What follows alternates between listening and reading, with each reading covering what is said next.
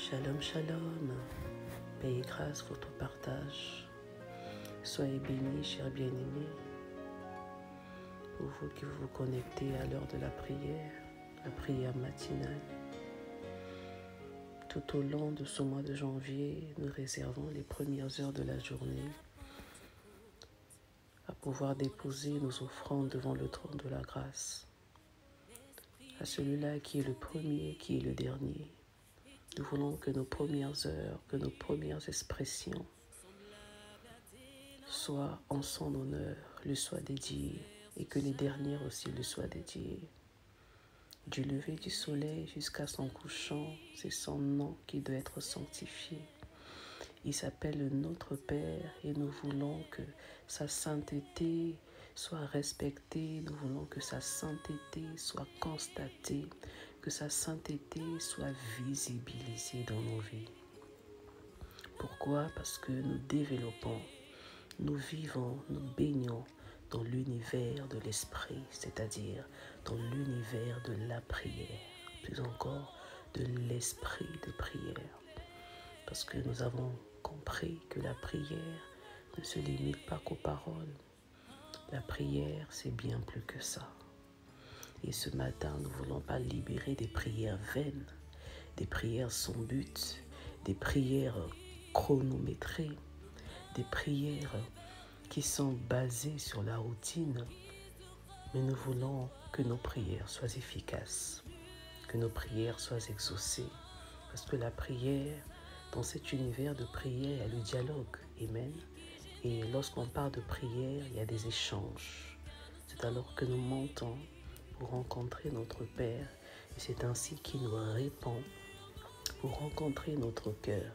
Et tout se passe à l'intérieur. Tout se passe au niveau du cœur. Tout se passe dans l'invisible. C'est ainsi que nous voulons prendre le temps pour monter en esprit. Là où tu es, tu commences à te répandre.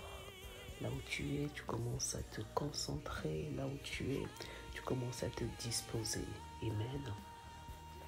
Alléluia. Notre Dieu est puissant, notre Dieu est glorieux. Alléluia.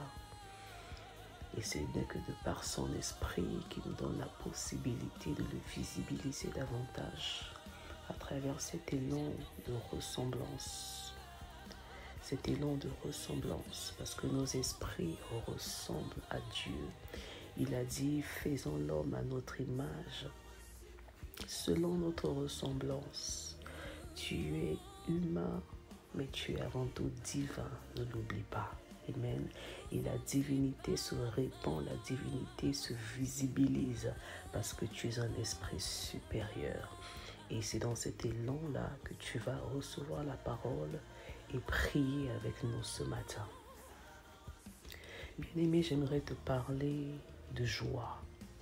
J'aimerais te parler de la joie parce que la joie est une béquille extraordinaire dans l'univers de la prière. Alléluia. La joie de l'Éternel est notre force, bien-aimé de Dieu.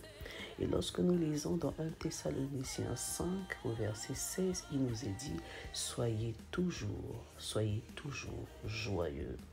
Nous comprenons que la joie doit nous être rattachée à tout moment, à chaque instant. Amen. Soyez toujours joyeux précède le verset 17. De prier sans cesse. Donc c'est pour nous dire que nous pouvons beau prier, mais quand nous n'avons pas la joie en nous, c'est compliqué. Alléluia. En temps normal, l'humeur d'un homme est influencée de par son degré de tranquillité, de par son humeur, de par ses circonstances, et même, etc. La joie, au fait, c'est elle qui maintient notre état d'esprit. Amen. Et nous comprenons que maintenir la joie, humainement parlant, c'est difficile, c'est compliqué. Alors, qu'est-ce que la joie exactement? Au fait, la joie est un brin, est une branche, bien-aimée de Dieu, à l'univers de la foi. Alléluia. Donc, si humainement parlant, tu as du mal à maintenir ta joie, par rapport à ce que tu as eu à vivre, par rapport à tes épreuves, tes réalités. Bien-aimé, c'est pas du tout évident, alléluia, de vivre jour après jour certaines circonstances contraires au désir de ton cœur, à tes aspirations, à tes attentes. Maintenir la joie, c'est pas vraiment évident. Il y a le doute qui prendra le dessus, il y a les inquiétudes, les interrogations, la tristesse et même l'amertume peut gagner aussi le cœur. Alléluia. Or, la parole nous dit, soyez toujours, pas pendant un certain temps, pas périodiquement, pas temporairement, mais nous devons toujours y demeurer. Alors la joie est un état d'esprit, bien-aimé. La joie, si c'est un état d'esprit, alors c'est un bouclier. C'est une protection, c'est un barrage, c'est une couverture. Et si c'est une couverture, c'est forcément une force. C'est ainsi qu'il est dit que la joie de l'Éternel est ma force, bien-aimé de Dieu. Alors, bien-aimé, la joie, au fait, comme je l'ai dit tantôt, la joie est une branche. La joie est un brin de la foi. Alors, lorsque nous maintenons, nous gardons notre joie, nous développons la liberté, l'épanouissement de notre foi. Parce que qui dit foi, dit confiance. Et quand on a la confiance, on maintient sa joie. Et quand on maintient sa joie, on maintient son sourire. Bien-aimé, le sourire est un bon remède pour l'âme. Lorsque tu souris face à tes réalités, cher bien-aimé, lorsque tu souris face à ce que tu vis, tu traverses jour après jour, tu es en train de faire taire l'influence, les cris de tes réalités. Alléluia. Et c'est ainsi que tu gardes ton agréabilité aux yeux du Seigneur. Parce que ce qui nous rend agréable à Dieu, c'est lorsque nous maintenons, nous développons, nous musclons, nous tonifions, nous gardons et nous baignons dans l'univers de la foi. C'est ainsi que ta prière monte et ta prière est agréable à Dieu. Alléluia. C'est ainsi que nous pouvons voir avec Paul, pour terminer, Paul a eu à dire que nul ne te méprise, car tu portes en toi, tu portes sur toi les marques de Christ. Bien-aimé de Dieu, tu n'es pas n'importe qui. Je réitère encore que tu n'es pas n'importe qui, que durant tout ce mois de janvier, que cette parole puisse retentir, que cette phrase retentisse à chaque fois dans ton esprit, que tu n'es pas n'importe qui. Peu importe les marques visibles de tes défaillances. Est-ce que tu sais que l'apôtre Paul avait une imperfection visible, avait un défaut visible, au-delà de ces défauts invisibles liés à sa personnalité bien-aimée, mais il portait en lui, certaines allégations disent qu'il était bossu, qu'il était déformé. Amen. On appelle ça une écharde. Il avait une écharde visible. Vous savez, cette écharde, le Seigneur a permis qu'il soit déformé. Le Dieu Tout-Puissant que Paul servait aurait pu le guérir en tant que Jéhovah Rapha. Alléluia. Mais il ne l'a pas du tout permis. Quand nous verrons dans 2 Corinthiens 12, verset 8, Paul a eu à supplier le Seigneur. Bien-aimé, je ne connais pas la bosse, je ne connais pas l'écharde que tu portes depuis plusieurs temps en tant que servant de Dieu, en tant que serviteur, en tant que chrétien fervent, tu sers le Seigneur, en tant que cœur de Dieu, en tant que parfum de Christ. Tu peux te dire que nul ne tiendra devant toi, mais le Seigneur permet. Il a permis une certaine circonstance, il a permis un certain départ, il a permis une certaine maladie, il a permis une certaine défaillance, déformation, bien-aimé de Dieu, mais pas déclin.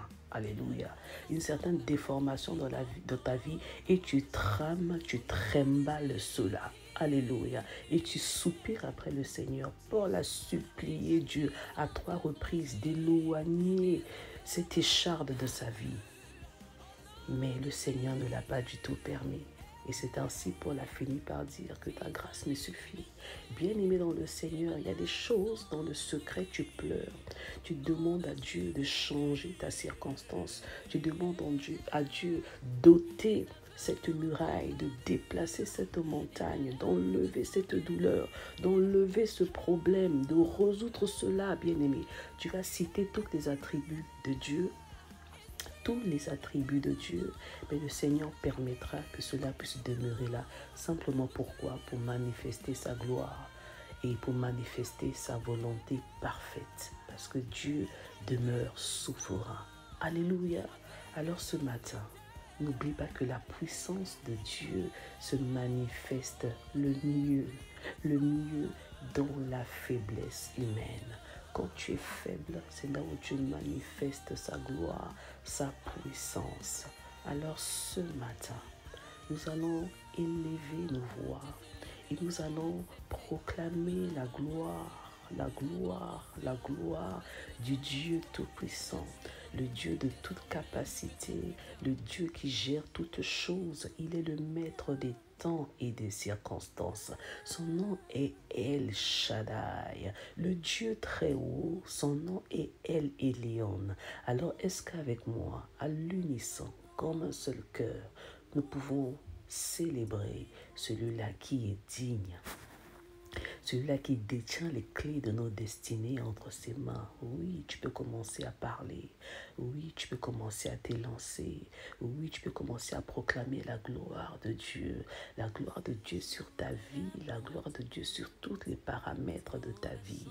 La gloire de Dieu en cette journée. La gloire de Dieu à chaque heure de cette journée. Ma Bible déclare que ses bontés sont illimitées. Elles ne sont pas limitées, elles se renouvellent, elles se régénèrent, elles redémarrent, elles se pourvoient, elles se manifestent, elles te sont accordées chaque matin. Donc cela est une garantie, cela est un privilège.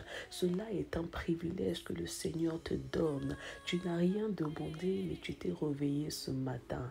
Alors, missionnaire de l'Éternel, proclame la gloire du Père. Missionnaire de l'Éternel, déploie le parfum de la gloire de Dieu en ce jour, à travers ce que tu es, à travers tes humeurs, à travers ton attitude, à travers tes regards, à travers tes paroles, à travers ton cœur. Amen.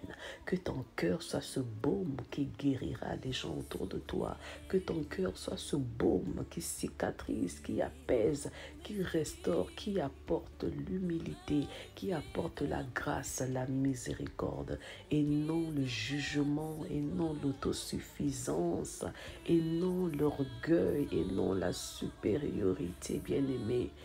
Telles sont les marques de Christ. Que nul ne te méprise parce que tu portes sur toi, tu portes en toi les marques de Christ.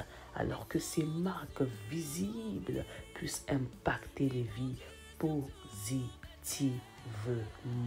Et n'oublie pas en retour, la joie de l'Éternel est ta force, et ta muraille, et ton bouclier qui te préservera des regards extérieurs, des langages extérieurs, des influences négatives extérieures. Garde la tête haute, redresse tes épaules et continue ta course parce que ton Dieu est puissant et parce que la grâce de l'Éternel te suffit. Alors sois béni ce matin. Je te souhaite une belle et une agréable journée dans les bras d'amour de ton Père. N'oublie pas qu'il est ta houlette et il est ton bâton en cette fin des temps. Shalom à toi.